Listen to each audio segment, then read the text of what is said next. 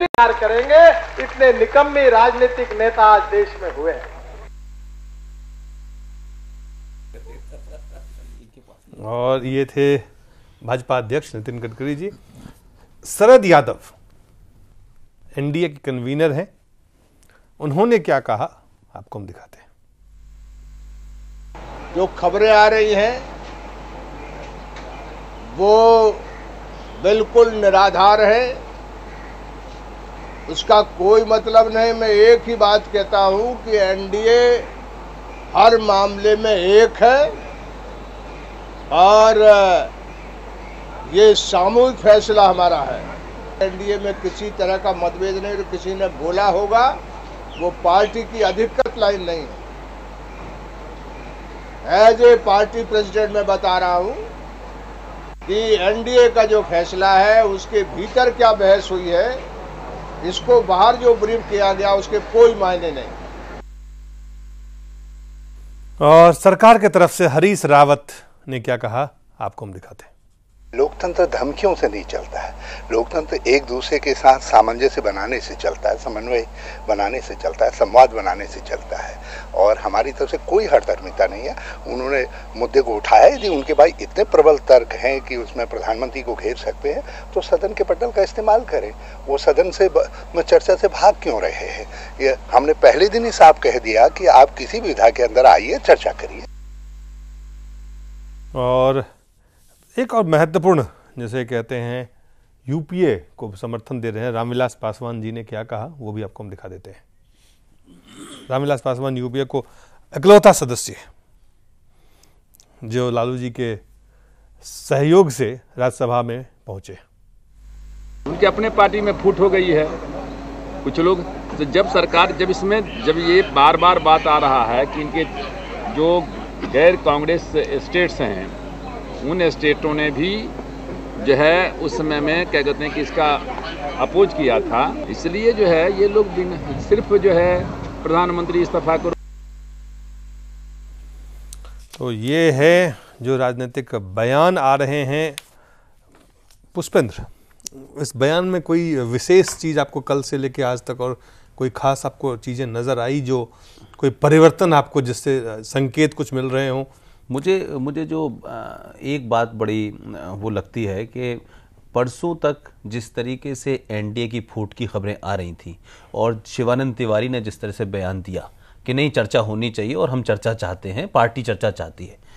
कुछ ज़रूर हुआ है पिछले 24 घंटे में कि पार्टी अध्यक्ष आए और उन्होंने शिवानंद तिवारी का नाम नहीं लिया, लेकिन यह जरूर कहा कि एनडीए के अंदर जो बातचीत हो रही है उसको अगर कोई डीब्रीफ कर रहा है बाहर, उसका कोई मतलब नहीं है। एनडीए एकजुट है और ये जो बहिष्कार चल रहा है इसमें जनता दल यूनाइटेड पूरी तरह से पेश शामिल है। तो क्या वजह है ऐसी, कौन सी ऐसी कन्विंसिंग चीज है कि जो कल तक एनडीए में टूटने की बात थी, अब रामविलास पासवान ने कहा, क्या कहते हैं कि उनकी अपनी पार्टी में फूट हो गई है। ये कहना तो ठीक लगता है रामविलास पासवान के लिए या लालू प्रसाद के लिए, लेकिन वो फूट नजर नहीं आई, बल्कि मुझे लगा कि जो फूट दिख रही थी वो और यूनाइट हो गई है।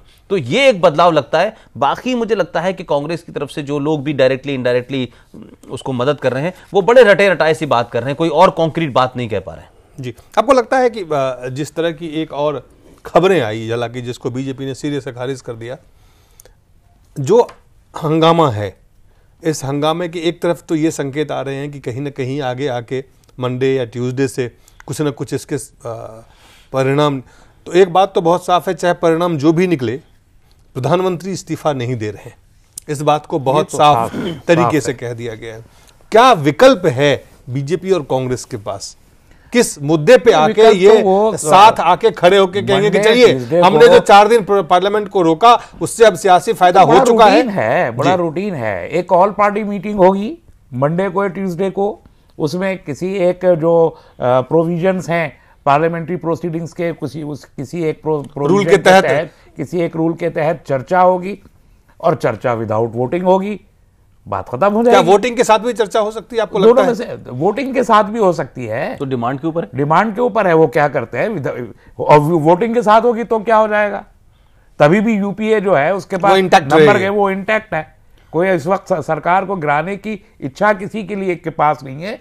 प्रोपेगेंडा करके इश्यूज अपने हाथ में लेके 2014 की कैंपेनिंग एंड प्रिपरेशन के लिए ये सारी हरकतें की जा रही हैं। इससे ज्यादा इसको लेकिन देखना नहीं कई बार ऐसा चाहिए। लेकिन कहा- तकलीफ की बात यह है कि देश की जनता की फिक्र किसी को नहीं है, सब अपनी अपनी राजनीति कर रहे हैं। महराज फैजाबादी का एक शेर है, ऐसे मौके पे मुझे हमेशा याद आता है कि किसको ये फिक्र है कि कबीले का क्या हुआ, किसको ये फिक्र है कि कबीले का क्या हुआ, सब इस पे लड़ रहे हैं कि सरदार कौन है।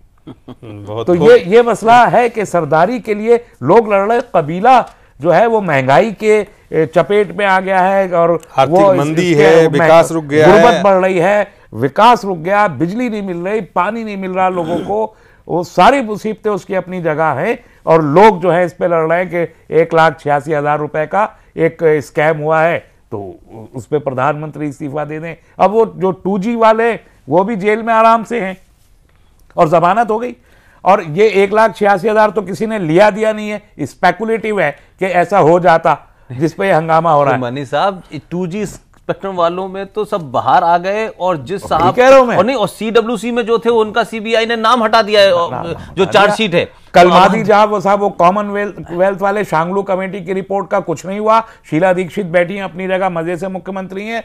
सुरेश कलमाडी उसी तरीके से मजे कर रहे हैं, सत्ता के मजे लूट रहे हैं। तो जितने बेईमान और भ्रष्ट लोग जिनको हमने कह के चिन्हित किया था कि ये भ्रष्ट हैं, उनमें से किसी का कुछ नहीं बिगड़ा। यही भारतीय जनता पार्टी जो आज 2G स्कैम लेके और JPC से वॉकआउट कर रही है, यही भारतीय जनता पार्टी कुछ नहीं बोल रही कि साहब वो जितने बड़े लाखों करोड़ रुपए जिन्होंने चुराए वो आज अपने घर में मजे कर रहा है। राजा भी और दूसरे लोग भी, छोटा सा कलमादी जी भी। ये जो मजाक किया जा रहा है देश की जनता के साथ, ये मजाक है। मैं समझता हूं कि ये लोग जब इलेक्शन में आएंगे तो ये जो कोयले के दलाली में हाथ काले हुए दिखाई दे रहे हैं लोगों के, इनके मुंह काले जनता जरूर कर देगी। मुंह काले जनता। एक ब्रेक लेना पड़ेगा, ब्रेक के बाद हम जल्द वापस लौटते हैं।